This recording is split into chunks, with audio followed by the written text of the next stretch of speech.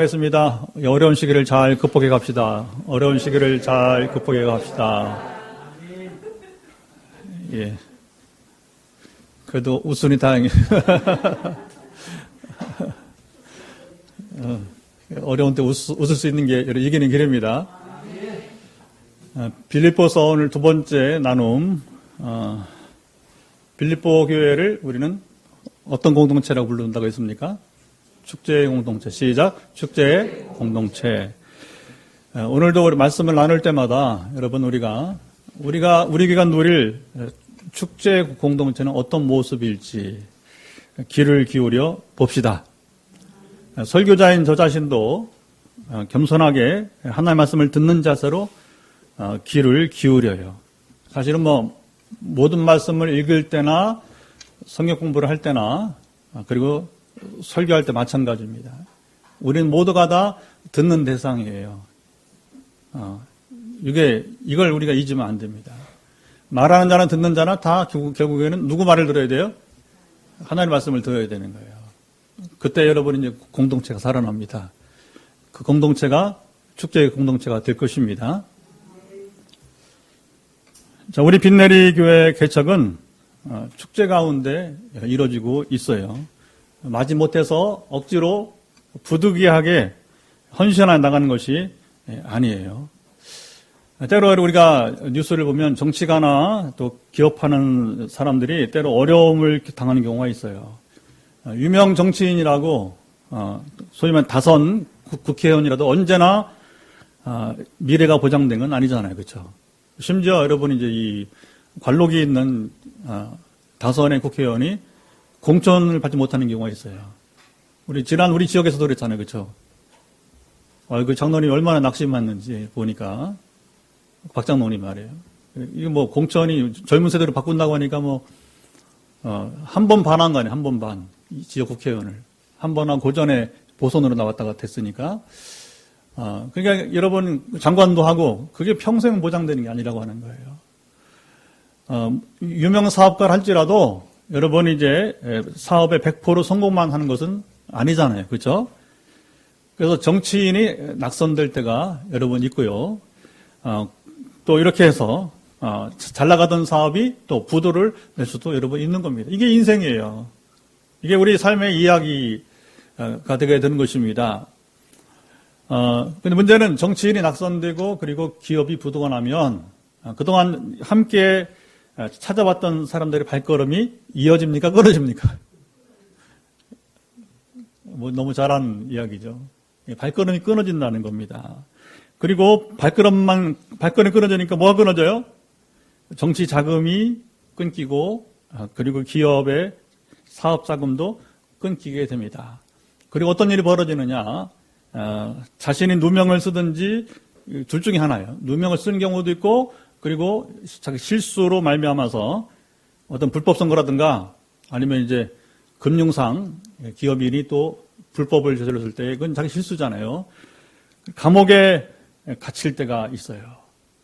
그러면 저는 실제 이런 사람들을 신방해 본 적이 있어요. 서울에서 부목사로 일할 때에 이제 포항에서는 다행히 한 번도 제가 이렇게 감옥에 신방한 적은 없어요. 18년째 있으면서 거의 없던 걸로 기억해요. 물론 지금 기억으로는 거의 그러니까 거의 없던 거죠. 참 정말 다행입니다. 제가 목회하면서 감옥에 신방 가지 않는 건 정말 다행인 거예요. 왜냐하면 그게 실수든 아니면 그 불의로 불법 재판도 있잖아요, 그렇죠? 그래서 무고를 당할 수도 있는데 그렇지는 정말 다행입니다. 그런데 이렇게 사람이 여러분 고통 당하는 순간에 다 예면하는데 갑자기 어느 날 누가 면회 왔다는 거예요. 그리고 면회 와서는 그렇게 돈독하게 생각하지 않았는데 자기를 위해주는 마음을 표시를 하는 거예요. 그리고 정치인에게는 약간의 정치 자금을 그리고 기업인에게는 사업 자금을 지원해 주겠다고 약속을 했습니다. 자, 이렇게 혼자 외롭고 감옥에서 낙심 가운데 있을 때에 이 사람 심정이 여러분 어떠했겠어요? 실패를 경험한 사람들의 자존심은 항상 구겨지고 그리고 문제는 뭐냐면 자신감조차 상실된다는 것입니다. 하지만 기대하지 않았던 사람의 방문과 위로로 그들은 새로운 삶을 여러분 살아갈 용기를 얻는다는 거예요. 그래서 신방이 이렇게 중요한 겁니다. 우리 기독교의 신방이라는 게 아민 사람들 잘 모르겠지만 그냥 방문이라고 하는 거죠. 면회. 자, 그들에게 주어진 지원과 위로는 사실은 얼마나 되겠어요, 여러분. 뭐 재벌이 아닌 이상 그 지원자가 정치자금이나 여러분 또는 이제 사업자금의 지원자가 재벌이 아닌 이상은 얼마나 되겠어요. 그런데 그 지원과 위로는 작은 것에 불과하지만 그것 때문에 생각지 못한 힘을 낙심한 자가 얻는다는 것입니다. 그래도 이게 중요한 건 나를 믿어주고 그리고 인정해주는 사람이 있구나. 이런 사람들이 있다면 나는 제기할 수 있다는 자신감이 여러분 따르게 되는 것입니다. 이게 이제 중요한 순간이 되는 거예요. 개척도 마찬가지더라고요. 개척도 제가 이제 다음 달 31일이면 4주년이잖아요. 우리는 뭐 정말 소홀하게 하고 있는 거예요, 개척을. 왜냐하면 지금도요, 개척한 지 수년이 지났는데, 전에 우리 여러분이 이제 부산에서 오신 어느 목사님 부부가 있어요. 저는 박장로에 와서 우리 전도 집회할 때에 아직 교인이 없다고 하더라고요. 시간이 좀 지났어요. 한 2년 이렇게 지났는데, 그 2년지라도 교인이 한 명도 없이 개척이 되는 거예요. 그러다 보니까 삶이 어려지니까 부부가 이제 이 잡을 갖게 되는 거죠. 소위 이중직을 갖게 되는 거예요. 근데 우리 교회 와서 듣고서는 제가 전전했어요. 똑같이 할 수는 없다. 상황이 다 다르기 때문에 내가 사는 삶이 있고 당신의 삶이 될 수는 없다. 하지만 목회는 그렇지 않은 것 같다. 이렇게 한마디는 했는데 어떡하네. 여기 다녀간 다음에 부부가 결단을 했다고 소식이 왔어요. 하나님께만 매달리고 왜냐면 사실은 개척만 해도 힘든데 여기에 직업까지 하려면 어떻게 뭐고 이것도 저것도 안 되는 거란 말이에요. 근데 우리 교회는 그래도 처음에 10명까지는 쉽게 갔어요. 간도도 많이 한 10명은 모였어요. 그러니까 어쨌든 간에 그리고 건물도 주시고 그리고 3년 9개월 만에 우리가 건축에 여러분 이제 기공을 하게 되고 할렐루야. 그러니까 몇 명이 중요한 게 아니라 그 액수가 문제가 아니라 우리가 경험하는 지금이잖아요. 그렇죠? 그래도 여러분들이 함께 해주니까 저희 부부가 힘을 내서 여러분 교회 개척을 다시 지금도 낙심하지 않냐고 우리가 순전히 꿈을 꾸면서 그리고 건축이 되는 날 우리는 또 더 소망 가운데 나갈 것을 굳게 믿음으로 달려가고 있는 것입니다. 자, 사도 바울에게서 빌립보 교회가 바로 이처럼 위기에 처해 있던 바로 자신에게 생각지 못한 은인이었다는 겁니다. 사도 바울은 뭐 특별한 사람이 아니었어요. 여러분 바울이라고 해서 아무 어려움 없이 복음을 전하고 그가 넉넉한 선교사 대접받은 게 아니란 말입니다. 그러니까 뭐 선교 자금이 늘 뭐 바울이니까 뭐 죽은 자 살리고 뭐 별 기적이 다 일어났으니까 바울이 뭐 문제였겠나. 바울 같으면 뭐 정말 쉽게 선교하는 거 아니까 천만에 그렇지 않아요. 자, 우리가 지금 바라보는 바울은 정말 위대한 바울이지만 지금 빌립보서를 쓸 당시의 바울은 어땠어요? 그렇게 인기 있고 잘 나가는 여러분이 이제 요즘 말로 말하는 성공한 목회자가 아니었다고 하는 겁니다. 원래 위인은 후대에 알아주는 거예요. 아십니까? 네. 위인은 링컨 우리가 얼마나 세계 최고의 리더다 하지만 여러분 그 당시 얼마나 힘들었는지 아세요? 경적들이 많았잖아요. 왜냐하면 개혁을 하려고 하니까 기득권을 가진 여러분 노예 소유자들이 그래도 여러분 그 북군 그러니까 미국의 북쪽이죠. 우리 북한 하듯이 옛날에는 미국이 이제 그 링컨이 속한 나라가 이제 북군이라 북군. 그래서 그쪽은 노예가 좀 적었어요. 왜냐하면 주로 공장 옛날에 미국 북부 지방은 공업 도시가 많았기 때문에. 남부는 주로 뭐예요? 옛날에 목화, 면화 그리고 이제 여러 번은 짐승하고 하다 보니 뭐 농사하는 거 농사, 농축, 목축이란 말이죠. 수산업. 노예 없이는 안 되는 거예요. 그러니까 링컨 못 죽여서 뭐 안달인 거죠. 그리고 마지막 결국은 암살당했잖아요. 남부군에 의해서. 그럼 누구냐 했을 때 남부군 누가 죽였겠어 생각해봐요. 노예방 반대하는 사람 죽인 거 아니에요. 그러니까 여러분 역사를 바꾸는 일은 참 힘든 거예요. 지금도 우리가 여러분 좀 새로운 교회를 세워보자. 우리가 정말 이제 또 하나의 교회가 되면 안 된다 했을 때에 우리가 여러분 참 쉬운 게 아니에요. 너만 의인이냐? 지금도 얼마나 들려온지 몰라요. 너희만 새로우냐? 그러나 이 도전을 이겨내야 됩니다. 이겨내야 됩니다. 우리 약한 거 많아요. 그러나 우리가 이루는 것이 아니라 하나님이 우리를 통해서 이루시기를 원하는 것입니다. 역사를 이뤄가야 되는 거예요. 그 역사가 지난 다음에 여러분 진가가 나타나는 거예요. 바울도 그랬어요. 링컨도 마찬가지지만 바울도 그랬다고 하는 것입니다.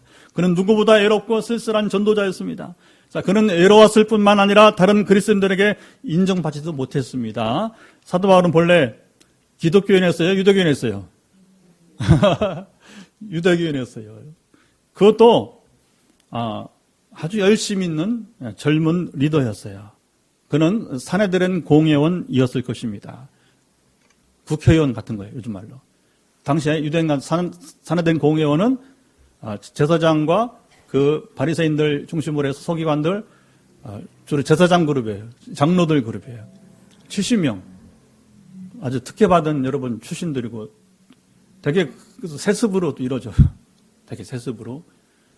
지금 영국에 가면 지금 여러분 영국의 국회에는 그 상원 하원이 있잖아요. 근데 영국은 지금 세습직이 있어. 일정 분량에 한해서. 그러니까 민주주의라고 하지만 전통을 고수하는 부분이 있다는 거예요. 영국에서. 참 사회가 바뀌기 어려운 부분이 여러분 있게 되는 것이죠. 근데 이 바울은 그 당시에 말하자면 사내된 공의원이었을 것이고 굉장히 특권층이라는 것이죠. 유대교의 차세대 지도자였습니다. 어떻게 하느냐? 그가 대제사장의 서신을 가지고 기독교인을 핍박하러 앞장서는 선봉에 서게 되는 겁니다.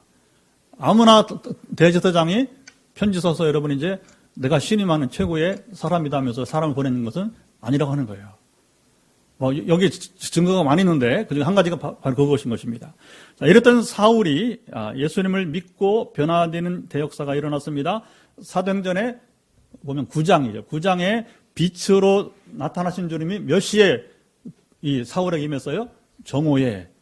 30분 후면 지금 정오가 되는데, 그러니까 정오에 가장 햇빛이 뜨거운 장렬하는 때에 빛으로 임하신 주님이 사울을 완전히 사로잡았어요. 자, 보세요. 여러분, 정오가 된다고 햇빛이 우리를 완전히 사로잡습니까? 약간 눈이 피곤할 정도예요. 좀 뜨겁다 할 정도인 거죠. 그런데 얼마나 주님의 빛이 강력했든지 순간 사울이 실명을 합니다. 맹인이 되었어요. 그리고 눈꺼풀이 완전 덮여서 아예 눈을 여러분 눈동자를 볼 수 없을 만큼 완전히 이게 닫혀버린 거예요. 그냥 실명이 아니라 완전히 눈이 닫혀버린 거예요. 알잖아요. 그렇죠? 사도행전 9장 보게 되면 눈꺼풀이 있단 말이에요. 눈꺼풀이 참 신비한 일이 일어나게 된 것입니다. 자, 기세등등했던 이 청년 사울이 빛이신 주님 앞에 완전히 굴복하는 순간이었어요. 사울은 주님의 음성을 듣고 이방인들을 위해서 복음을 전하라는, 자 보세요. 대화입니까? 명령입니까? 예수님께서? 이 기세등등한 여러분, 이제 젊은 차세대 유대교 리더인 사울이 찾아와서 너는 이방인의 빛이 될 것이다. 이방인의 빛을 전하는 자, 다시 말하면 선교사 될 것이다. 아무 말도 없어요. 압도당할 때는요, 사람이 아무것도 할 수 없는 거예요. 그게 부르심이에요. 아멘. 이런 부르심 경험하고 싶죠? 김 목사님. 우리 중에서 열심히 특심인 분이니까 반드시 그 경험이 있길 바랍니다. 예. 그러니까 이렇게 고집이 세고 좀처럼 변화되지 않을 사람을 이렇게 만나주시는 거예요. 집사님 좀 더 부드럽기 때문에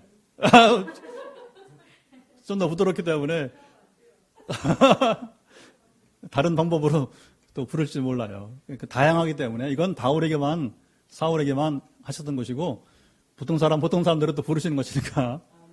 예.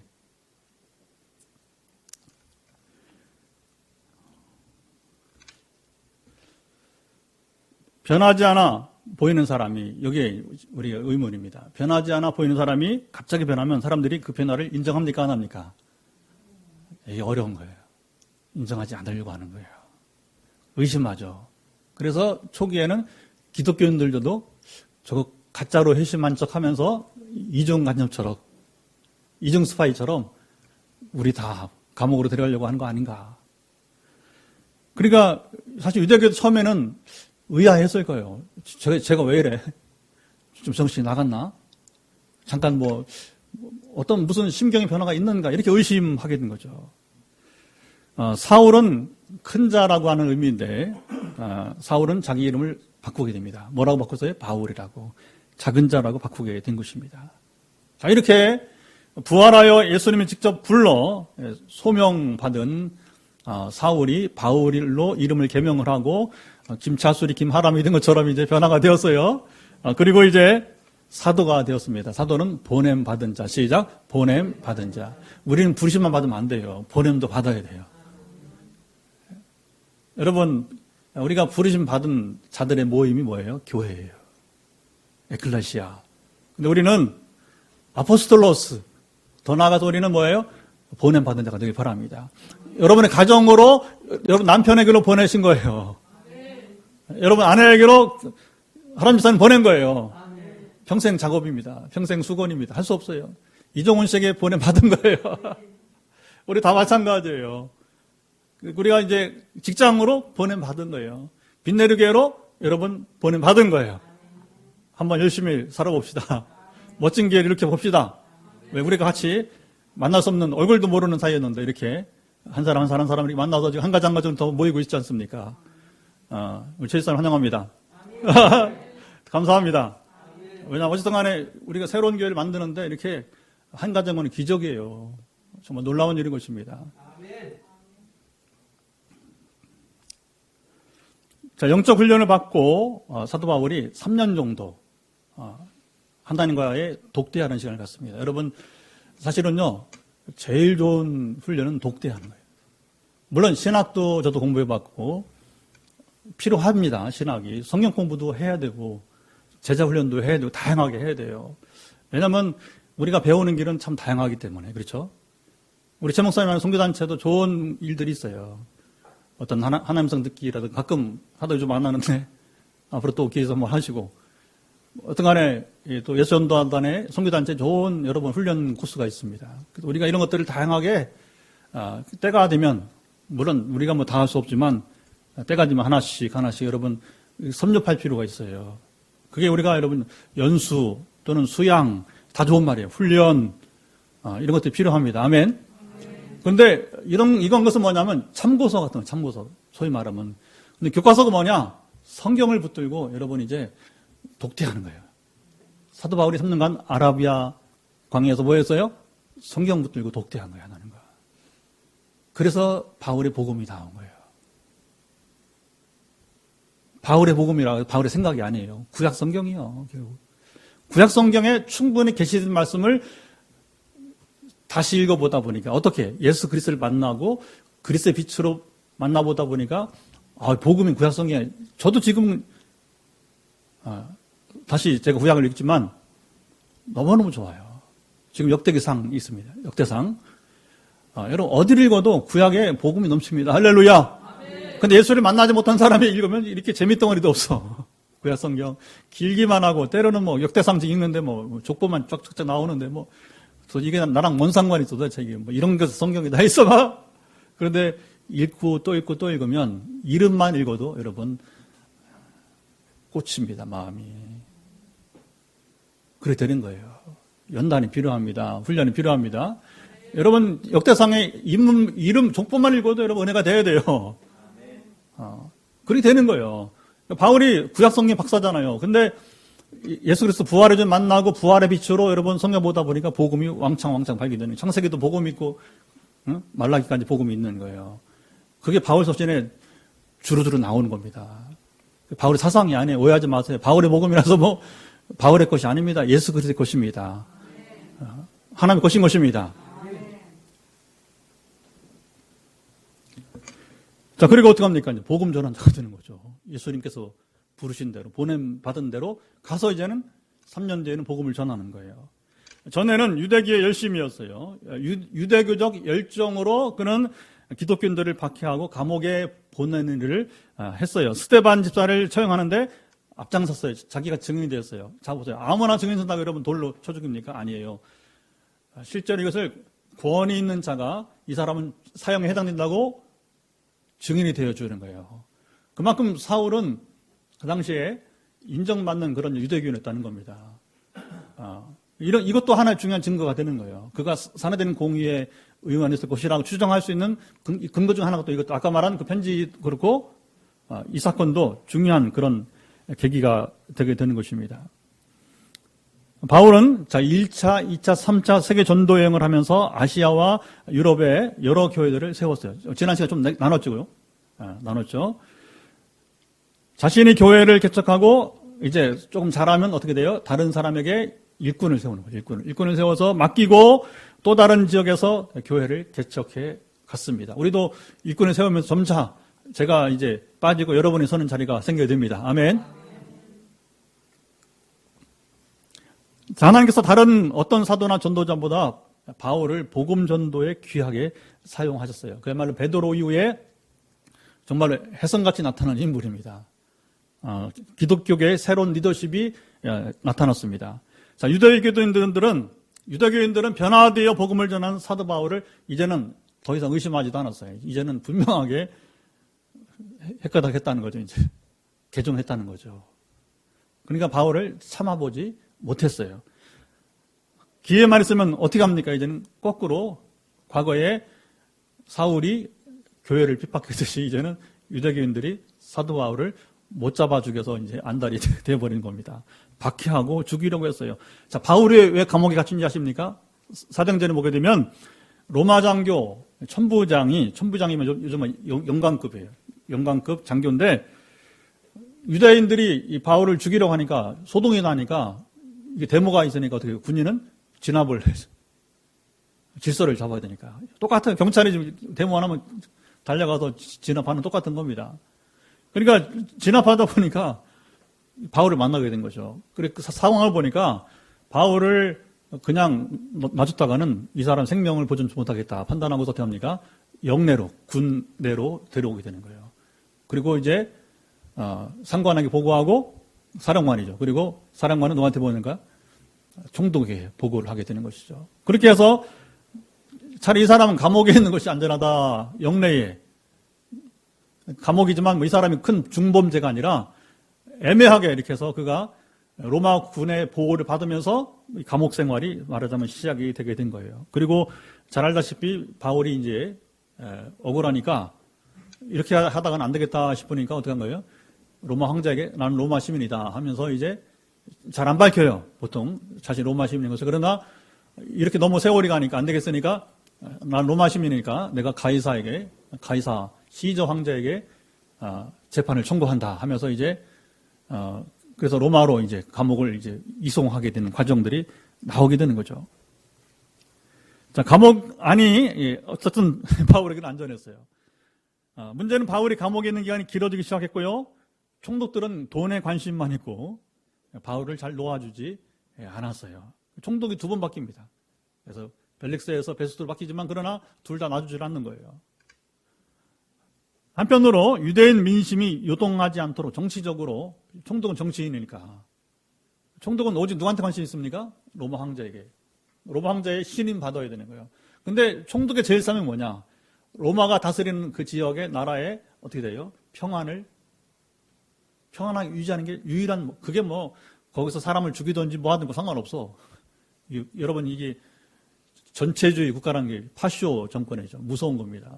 다른 거 없어요. 그냥 평안하면 되는 거예요. 그러니까 질서만 있으면 되니까 결국에 유대인들이 소유하는 것을 아주 예민하게 총독들이 받아들이게 되었던 것입니다.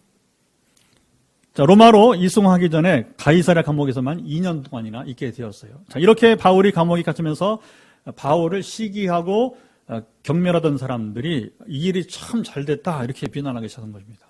양쪽에서 유대교에서만 아니라 기독교계에서도 그동안에 시기하고 좋지 않게 보았단 말입니다. 여러분 우리나라 한국교 성장사를 보게 되면 성장하는 교회들은 다 비판받았어요. 여의도 순복음교회, 연세중앙교회, 이단은 말하지 맙시다. 이단은 뭐 말할 게 없으니까 예를 들어 두 교회예요. 저도 뭐 교단에서 하도 뭐 여의도 순복음교회 그러니까 뭐 부정적 이미지가 뭐 지금도 강하게 남아 있습니다. 또 연세중앙교회 제가 포항 왔는데 초기에 그 흰돌산 기도원에 보내지 말라고 해서 또 이제 한참 또 난리였어요. 기억하십니까? 2003년도 왔는데 상당 기간 그랬어요. 그런데 뭐 지금 수년 전부터 풀어져 가지고서는 이제는 뭐 여의도 수목교 우리 저기 교단에 참여하고 있는 이제 NCC 회원이기도 하고요. 우리나라 기독교 협의회 이제 그 여의도 수목교 정회원이에요, 정회원. 그리고 이제 여러분 지금은 뭐 아주 잘 됐어요, 모든 게. 교회가 잘하면 의심받아요. 그리고 지도자가 뭐냐면 이제 식임을 받는 거예요. 이름을 대서 그렇지만 물론 뭐 이제 개인 평가는 하지 않겠습니다. 그건 뭐 이제 역사가 할 것이니까 그렇다는 거예요. 바울도 저 혜성같이 나타났는데 이제 처음에는 뭐지 했는데 뭐 갑자기 막 이렇게 쓰임 받고 하니까 이게 이제 그래 남들이 하지 못한 일을 여러분이 이제 수년 내에 이루게 되니까 그런 거예요. 포항에서도 어떤 목사님이 그런다고 해요. 오늘 장로님 저한테 말했는데 개척을 20년 동안 하지 못한 일을 포항 빈내리 교회는 지금 3, 4년 전에 하고 있다고. 할렐루야. 잘 되면 여러분 잘 되는 게 이게 뭐냐면 쉬운 건 아니에요. 또 이게 오해도 있고 우리가 앞으로 잘 이겨낼 게 많이 있습니다. 오늘 중요한 것은 우리가 건실하게 잘하면 됩니다. 아멘. 그게 중요한 거죠. 나머지는 별로 중요한 게 아니에요. 자, 이렇게 시기하는 사람들이 잘 됐다, 요놈 잘 됐다 하면서 이제 그리고 뭐냐면 세월이 갑니다. 그리고 점차 바울을 사람들이 잊어가는 거예요. 이게 여러분 감금 생활이라는 게 무서운 겁니다. 교회들과 사람들이 바울에게 무관심하기 시작했어요. 바울은 고독과 싸워야 했습니다. 사도 바울의 일생 가운데 가장 큰 침체 위기에 빠지게 되었어요. 되게 바울의 하반기가 아니라 완전히 이제 그 노년기라고 볼 수 있어요. 노년기 생활이 그렇게 외롭게 그는 실제로 죽기까지 그렇게 가게 되는 거예요. 빌립보서는 에빌 골문 시작. 에빌 뭐예요? 에베소, 빌립보서, 골로새서, 빌레모서. 네 개 서신이 뭐예요? 옥중서신. 감옥에서 마지막 그가 죽기 전에 감옥에서 쓴 편지들이에요. 그러니까 바울의 사상과 신학이 가장 무르익을 때, 인격이 가장 성숙할 때.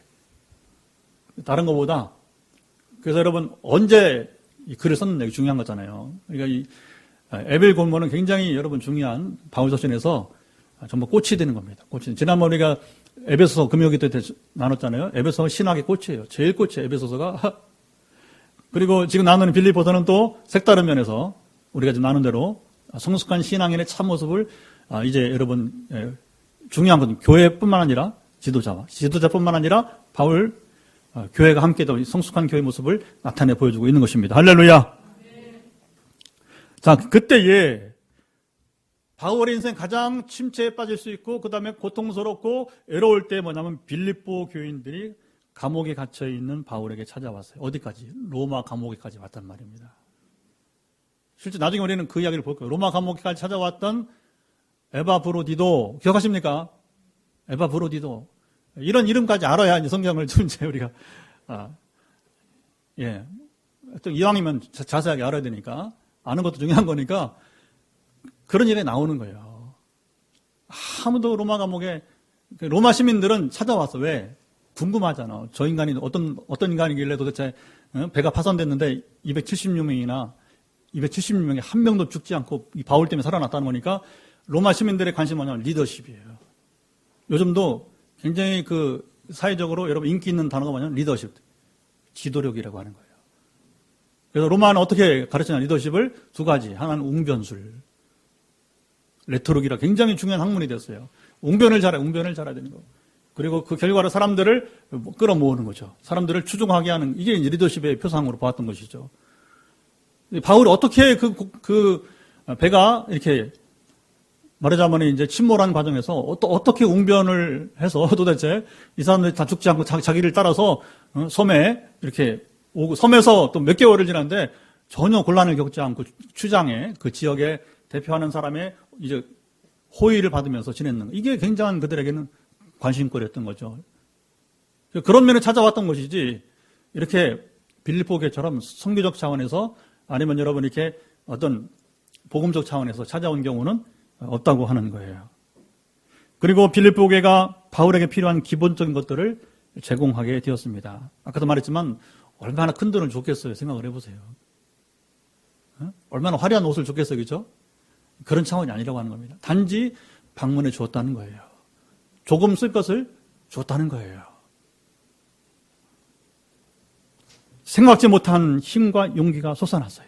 자, 7절 말씀을 같이 한번 읽어보도록 합시다. 7절 말씀. 내가 너희 무리를 위하여 이와 같이 생각하는 것이 마땅하니 이는 너희가 내 마음에 있음이요 나의 매임과 복음을 변명함과 확정함에 너희가 다 나와 함께 은혜에 참여한 자가 됨이라. 바울은 빌립보 교회를 향해서 너희가 내 마음에 있다. 시작. 너희가 내 마음에 있다. 오늘 보면 바울이 여러분이 표현 하나 보면 참 좋은 표현들. 사도 바울이 감옥에 갇혔을 때 아무도 돌아보지 않았다고 했죠. 빌립보 교회만이 바울을 돌보게 되었어요. 바울은 오직 너희만이 내 마음에 있다. 솔직하게 말했습니다. 빌립보 교회는 사도 바울의 복음의 변명과 그리고 확정함에 결정적으로 역할을 했습니다. 이 말이 좀 어려워요. 조금 더 풀어서 해야 되는데 변명이 뭐냐면 변명은 우리말로 하면 긍정적이에요, 부정적이에요. 이 번역을 좀 바꿀 필요가 있어요. 변명은 이 헬라어 성경은 뭐냐면 아폴로기아인데 이 아폴로기아는 뭐냐면 이제 법정 용어예요. 복음을 알아듣도록 설명한다는 말이에요. 법정에서 뭐냐? 고의아에게 무고로 이렇게 고발됐단 말입니다. 그때 뭐냐면 변호사가 이 사람은 죄가 없는 사람이다 하고 뭐냐면 이렇게 변명해 주는 거예요. 그게 바로 뭐냐면 아폴로기아예요. 근데 복음을 전할 때에도 이 아폴로기아를 썼다고 하는 것 뿐입니다. 당시 히랍 철학이나 이방 종교에 대하여 반박하면서 복음을 전할 때에 이렇게 변명했다. 이렇게 아폴로기아를 쓰게 되었습니다. 확정, 베바오시스라는 말은 믿는 사람을 확실히 흔들리지 않게 뭐냐면 격려하는 것을 말하게 되는 것이에요. 7절을 이렇게 설명할 수 있어요. 잘 들어보세요. 바울이 의기소침해서 지금 홀로 감옥에 갇혀 있다가 한 번은 법정에 서게 됐어요.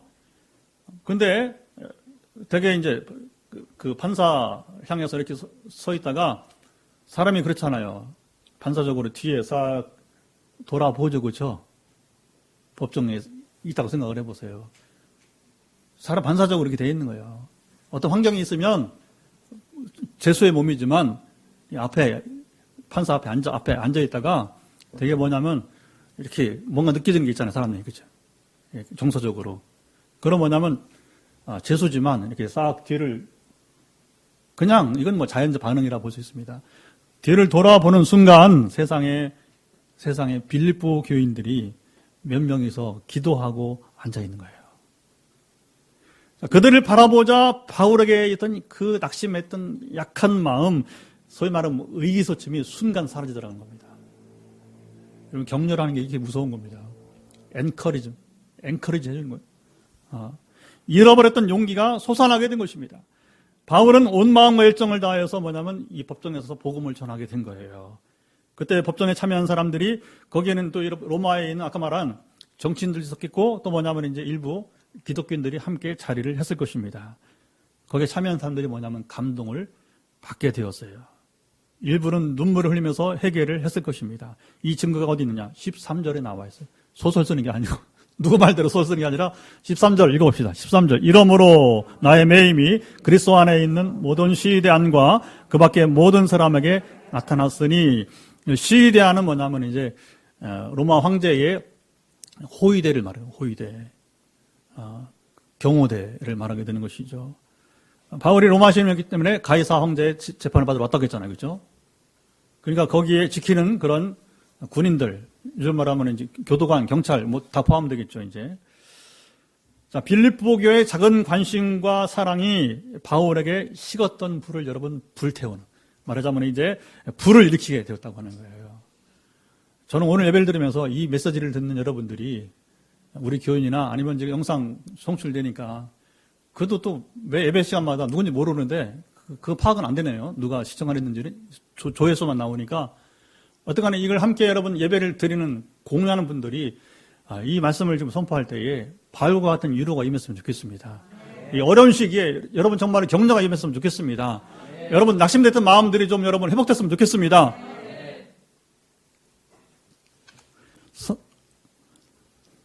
사도 바울은 7절에 빌립보 교회가 여러분 빌립보 교회가 자신과 더불어 은혜에 참여한 자가 되었다고 선포했습니다. 여기서 말하는 은혜는 두 가지인데요. 첫째는 빌립보 교회가 바울과 같이 주님의 부르심을 받아 구원받을 수 없는 사람들이었어요. 아까 얘기했잖아요. 바울이 도무지 변화되지 않을 사람, 유대교 차세대 여러분 리더니까. 그런데 이런 상황 속에서 바울이나 또 빌립보는 여러분, 빌립보 교회는 지난번에 로마의 여러분의 이제 여러 도시 중에서 특별히 황제에 속해 있는 그 마음들이 주로 그쪽에 향한 사람들이란 말입니다. 그러니까 좀처럼 변화되기 어려운 지역이라고 하는 것이죠. 유대인이 적은 지역, 해당도 없는 지역. 그러니까 완전히 이게 우상에 휩쓸린 지역인데 그런 상황 속에서도 결국은 바울 자신도 그랬고 빌립보 교회가 하나님의 은혜로 복음을 받아들이고 하나님의 자녀가 되는 복을 받았으면 이것이 여러분 은혜가 아니겠습니까?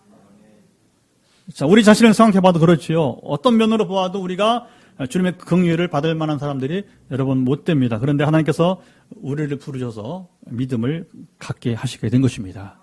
우리가 은혜에 참여한 자가 된 것입니다. 자, 둘째, 빌립보 교회 교우들이 하나님의 은혜로 구원을 받았고 이제는 사도 바울과 같이 복음을 전하는 위대한 사명을 받게 된 거예요. 이것이 또한 은혜였어요. 빌립보 교회는 사도 바울과 더불어서 복음을 전하며 이미 믿는 자들을 양육하는 일에 참여하였습니다. 사도 바울이 감옥에 무고로 갇히게 있을 때에도 계속해서 중요합니다. 복음 전도를 했다는 거예요. 8절에 빌립보 교회를 사랑하는 바울의 고백이 담겨 있습니다. 이런 상황에서 사람 감정이 움직이잖아요. 자, 빌립보 교회는 어떻게 고백하는지 8절 말씀을 선포해 봅시다. 내가 예수 그리스도의 심장으로 너희 무리를 어떻게 사모하는지 하나님이 내 증인이시니라. 사모한다는 말은 연인 사이에 쓰는 말이에요. 그리워하고 사랑한다는 말입니다. 보통 사모하는 것이 아니라 그리스도의 심장으로 사모한다고 말씀하고 있어요. 그러나 오해하지 마세요. 여기서 바울이 빌립보에 있는 어느 여성 성도를 사랑한 것이 아니니까 교회를 사랑했다는 것입니다. 이런 표현들은요, 다윗이 누굴 향해서 표현한 적 있죠? 요나단.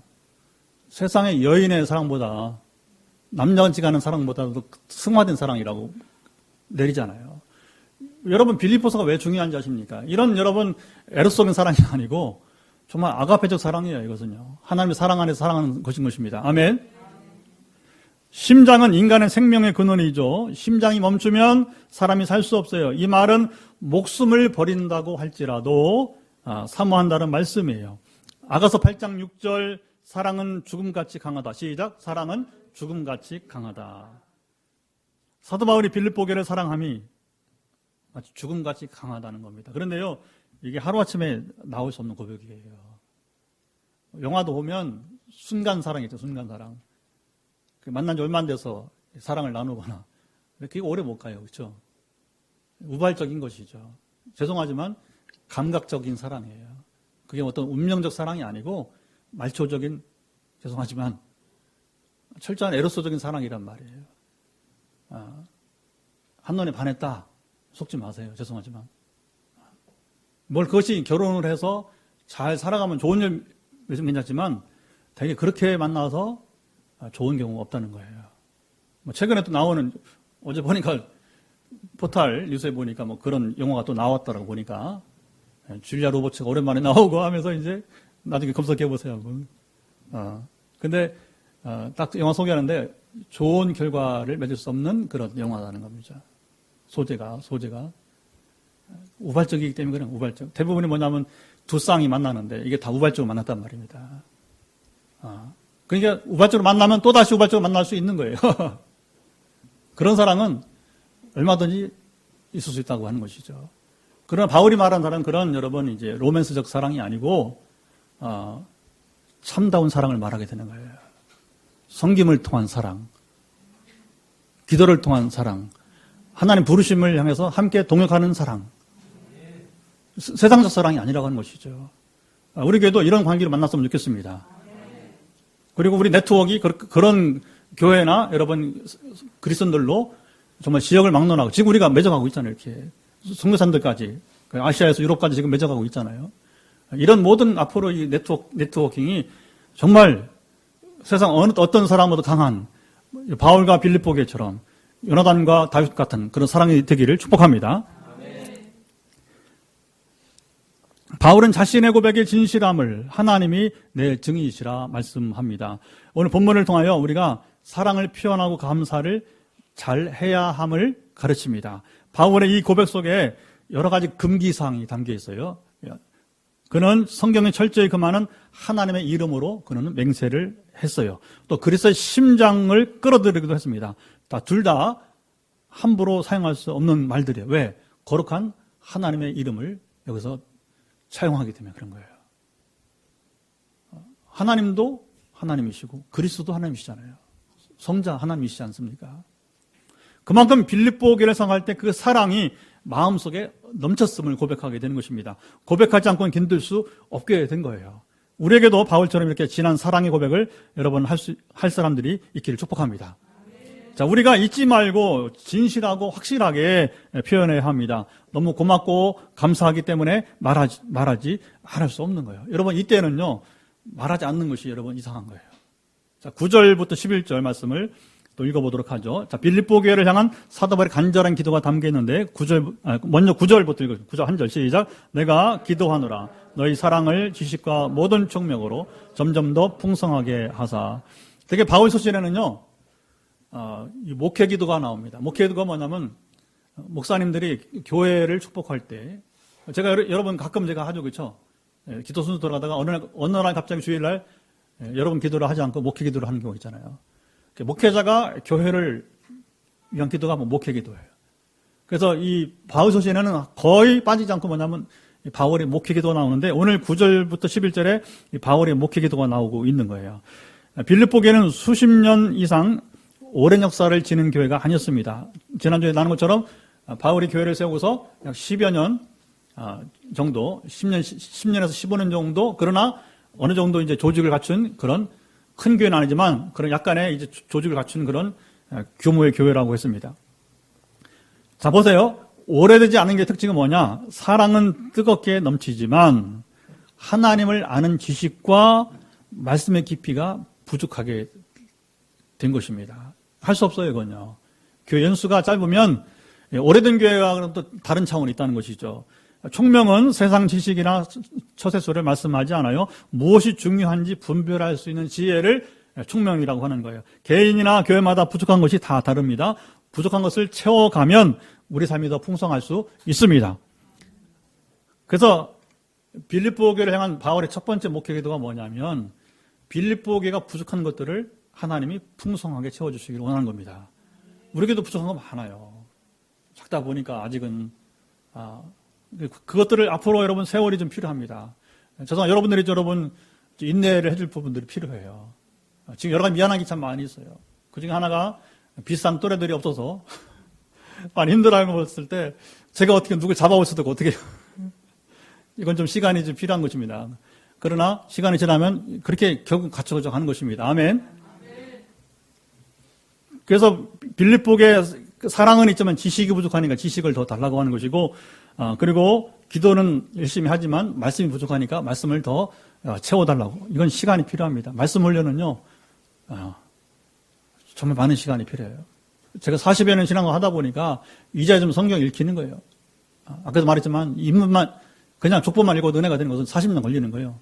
제가 봤을 때는 그냥 당장 되는 게 아니라고 하는 것이죠. 그리고 믿는데 삶이 부족할 수 있어요. 나중에 여러분 빌립보의 삶의 문제 나옵니다. 두 여인의 이름이 나오면서 유오디아와 순두계라고 하는 여인이 나오면서 그죠? 삶의 문제가 일어날 수 있는 거예요. 그러니까 어느 교회든 마찬가지인 거죠. 그래서 하나님 뭐냐면 목회 기도로서 빌립보 교회 이러한 부족한 것들을 하나님께서 채워서 풍성키를 원합니다 한 것입니다. 그래서 우리 교회도 마찬가지예요.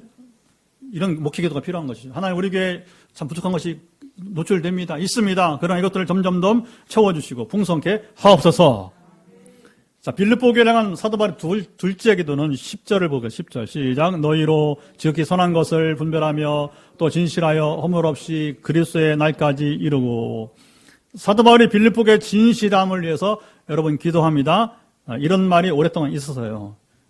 별로 기분 좋지 않은 얘기지만 그러나 우리가 인정할 수밖에 없는데 한국 교회는 열심은 많은데 진실하지 못하고 일본 교회는 일본 사람들이 아니라 일본 교회는 열심은 없지만 진실하다고. 이건 좀 조금 뼈가 아프지만 뭐라 하나 좀 고통스럽지만 인정하고 우리가 바꿔갈 필요가 있는 것 같습니다. 진실의 문제는 예나 지금이나 큰 기도 제목이에요. 진실은 여기 언제까지? 그리스도의 날까지 이르러야 됩니다. 주님 다시 오시는 날까지 진실을 지킬 수 있도록 자보세요. 사도 바울이 빌립보 교회에서 기도하고 있는 것입니다. 우리의 만남과 관계는 이 땅에서 끝나지 않습니다. 자보세요. 장차 이 말 하나님의 나라에까지 이어지는 것입니다. 그래서 우리는 진실해야 하는 거예요. 자, 빌립보 교회를 향한 사도 바울의 셋째 기도는 뭐냐? 11절. 또 읽어보죠. 시작. 예수 그리스도로 말미암아 의의 열매가 가득하여 하나님의 영광과 찬송이 되기를 원하노라. 바울은 빌립보 교회가 의의 열매를 맺고 하나님의 영광과 찬송을 드러내도록 기도했어요.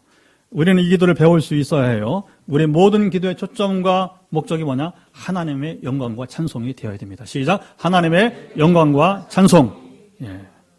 자, 그러면 다른 모든 것을 하나님께서 아시고 채워주신다는 거예요.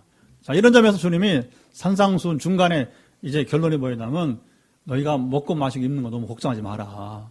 그런 결론이 뭐였냐면 너희는 먼저 그의 나라와 의의를 구하라. 그럼 이 모든 것을 너에게 더하시리라. 아멘. 빌립보서는 우리의 작은 관심이 결론을 내립니다. 한 사람에게 생각지 못한 결실을 가져올 수 있음을 전해줘요. 나의 작은 이 관심이 필요한 사람들에게로 우리가 찾아갑시다. 만나줍시다. 그리고 격려해 줍시다. 이렇게 하면 사도 바울이 기도한 것처럼 의의 열매가 여러분 가득합니다. 하나님께서 영광과 찬송을 받으세요. 사도 바울과 빌립보 교회는 이 말씀을 누릴 줄 알았던 축제 공동체였습니다. 그래서 우리가 개척을 축제로 빌립보서 아직도 20주는 우리가 나눌 거예요. 앞으로 4장에 불과하지만 20주가 여러분 부족할 만큼 많은 나눌 이야기들이 있습니다. 이 기간에 특별히 건축이 상당히 진척이 될 겁니다. 한 주가 다르게 건축이 올라가죠. 그죠?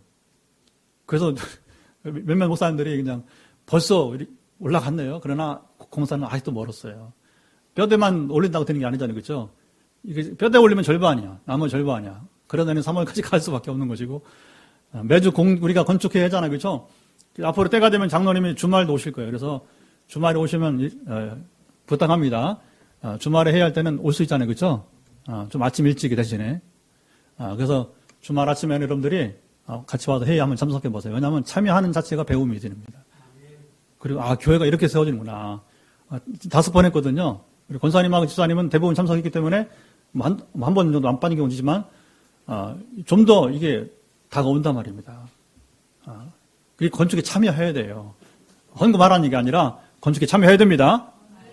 그 현장에 있을 때 없을 때 다른 거예요. 제가 그 대구의 큰숲 마견선생님께 건축할 때 이 장로님이 주재하는 회의에 이제 지금 2년 전이죠. 2년 전에 이제 처음 만났어요.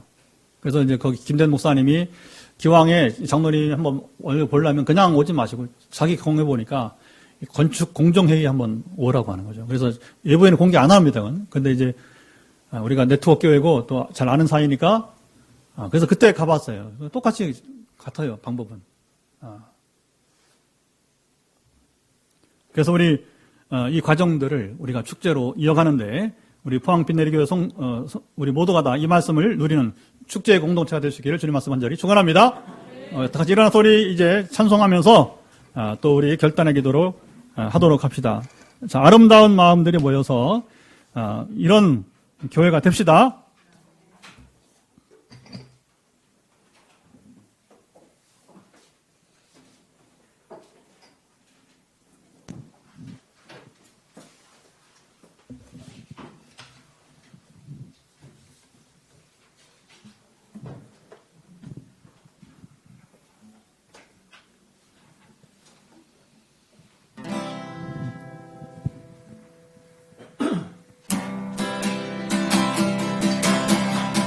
아름다운 마음들이 모여서 주의 은혜 나누며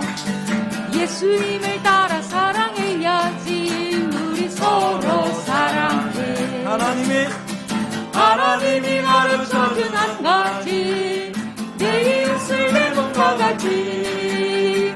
미움 다툼 시기 질투 버리고 우리 서로 사랑해. 이 다음에 예수님을 만나며